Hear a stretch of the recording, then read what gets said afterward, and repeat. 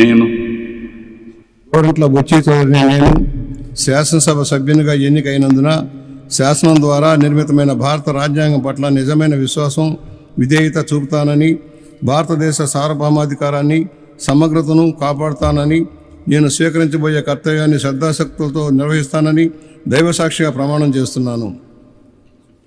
నేను